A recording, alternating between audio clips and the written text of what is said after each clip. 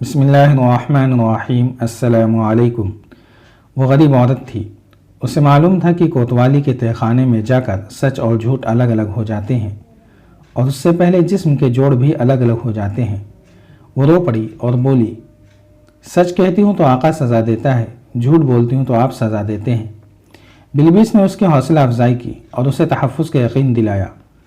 खादिमा ने कहा, मैंने कत्ल के दूसरे रोज़ सिर्फ इतना देखा था कि एक नकाबपोश आया था। आका मुस्लिहुद्दीन घर पर नहीं थे। नकाबपोश ने फ़ातिमा को बाहर बुलाया था। वो बड़े दरवाजे के बाहर और फ़ातिमा अंदर थी। वो उसके सामने नहीं हुई। मुलाजिमों ने उसे देखा था, लेकिन किसी ने भी करीब जाकर नहीं सुना कि उनके दरमियान क्या बातें हुईं। नकाबपोश चला गया तो फ़ातिमा अंदर आई। उसने छोटी सी एक थैली उठा रखी थी। फ़ातिमा का सर झुका हुआ था। वो कमरे में चली गई थी। दूसरी शाम मुस्लिहुद्दीन ने चारों मुलाजिमों और साइस को रात भर की छुट्टी दे दी थी। 4 मुलाजिमों में 2 मर्द और 2 औरतें हैं। इससे पहले मुलाजिमों को कभी रात भर के लिए छुट्टी दी गई है? बिलबिस ने पूछा। कभी नहीं, उसने जवाब दिया। कोई एक मुलाजिम कभी छुट्टी ले लेता है, सबको कभी छुट्टी नहीं दी गई। खादिमा ने सोच कर कहा, अजीब बात यह है कि आका ने कहा था कि आज रात कुत्ते को बंधा रहने देना। इससे पहले हर रात कुत्ता खुला रखा जाता था। बड़ा खूंखार कुत्ता है, अजनबी के मुंह पर चीरने फाड़ने के लिए तैयार हो जाता है। मुस्लिहुद्दीन के ताल्लुकात फ़ातिमा के साथ कैसे थे? गयास बिलबिस ने पूछा। बहुत खिंचे हुए, खादिमा ने जवाब दिया। आका एक बड़ी खूबसूरत और जवान लड़की लाया है जिसने आका को अपना ग़ुलाम बना लिया है। फ़ातिमा के साथ आका की बोलचाल भी बंद है। गयास बिलबिस ने खादिमा को अलग बिठाकर मुस्लिहुद्दीन को अंदर बुला लिया और बाहर निकल गया। वापस आया तो उसके साथ 2 सिपाही थे। उन्होंने मुस्लिहुद्दीन को दाएं और बाएं बाजुओं से पकड़ लिया और बाहर ले जाने लगे। मुस्लिहुद्दीन ने बहुत एहतिजाज किया। बिलबिस ये हुक्म देकर बाहर निकल गया कि इसे कैद में डाल दो।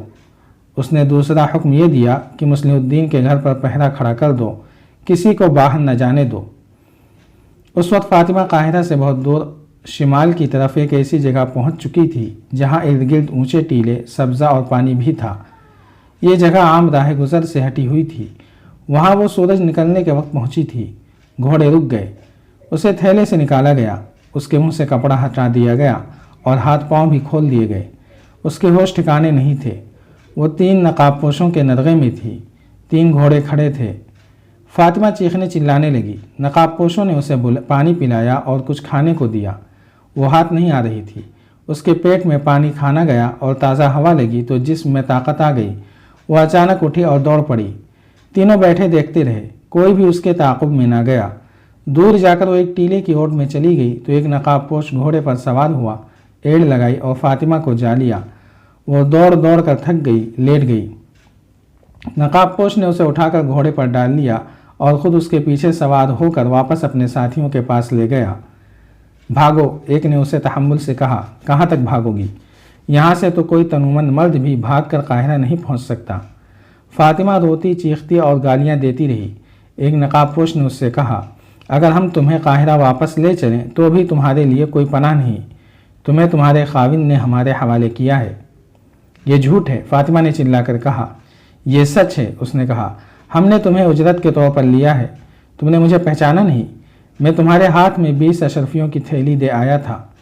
तुमने खाविन से कह दिया था कि तुम कातिल हो और तुमने बेवकूफ़ी ये की कि उसे ये भी कह दिया कि तुम कोतवाल को बता दोगी।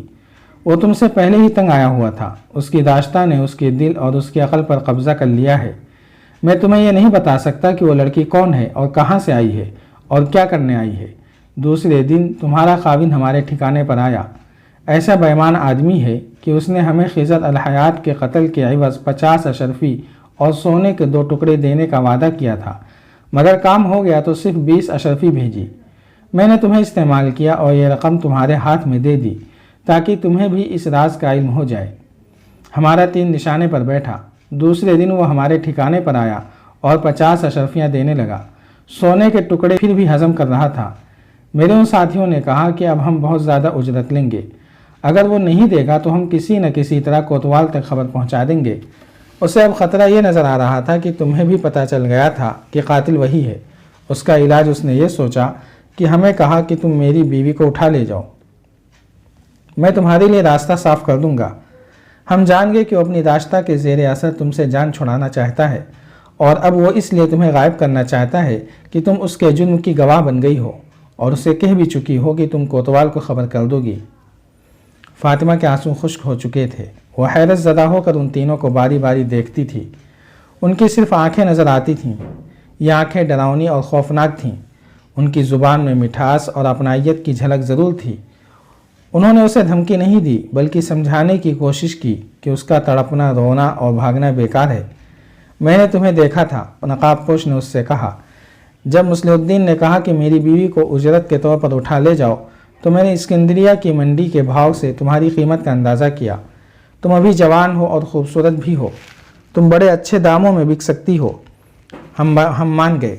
اگر تمہارا خاوند ہمیں اتنی زیادہ اجرت نہ دیتا تو ہم نے اسے بتا دیا تھا کہ اسے زندہ نہیں رہنے دیا جائے گا اور اس کی داشتہ کو اغوا کر لیا جائے گا۔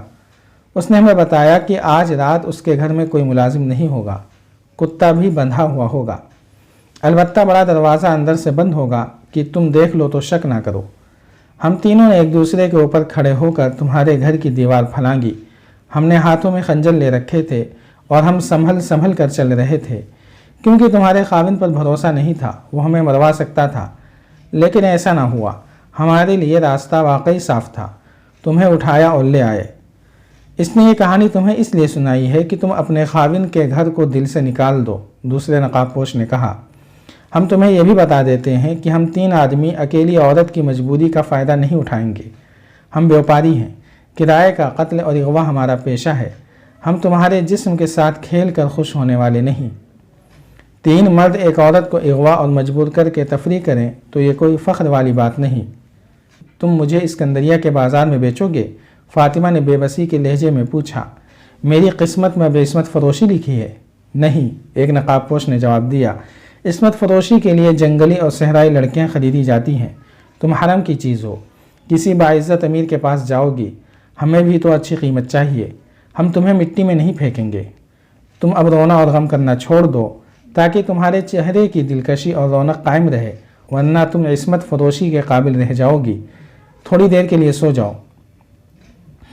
یہ دیکھ کر کہ ان لوگوں نے اس کے ساتھ کوئی بیہودہ حرکت نہیں کی، فاطمہ کو کچھ سکون سا محسوس ہوا۔ رات بھر وہ اذیت میں بھی رہی تھی۔ تھیلے میں دوہری کر کے اسے بند کیا گیا تھا، جسم درد کر رہا تھا۔ وہ لیٹی اور اس کی آنکھ لگ گئی۔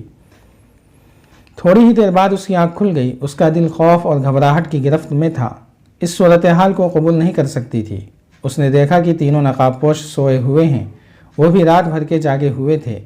فاطمہ نے پہلے تو یہ سوچا کہ کسی ایک کا خنجر نکال کر تینوں کو قتل کر دے، لیکن اتنی جرأت نہیں کر سکی۔ تینوں کو قتل کرنا آسان نہیں تھا۔ اس نے گھوڑے دیکھے، ان لوگوں نے زینیں نہیں اتاری تھیں۔ وہ آہستہ سے اٹھی اور دبے پاؤں ایک گھوڑے تک پہنچی۔ سورج ٹیلوں کے پیچھے جاتا رہا تھا اور فاطمہ کو معلوم ہی نہ تھا کہ وہ قاہرہ سے کس طرف اور کتنی دور ہے۔ اس نے خطرہ مول لے لیا کہ صحرا کی وسعت میں بھٹک بھٹک کر مر جائے گی، ان لوگوں کے ہاتھوں سے ضرور نکلے گی۔ اس نے گھوڑے پر سوار ہوتے ہی ایڑ لگا دی۔ ٹاپوؤں نے نقاب پوشوں کو جگا دیا۔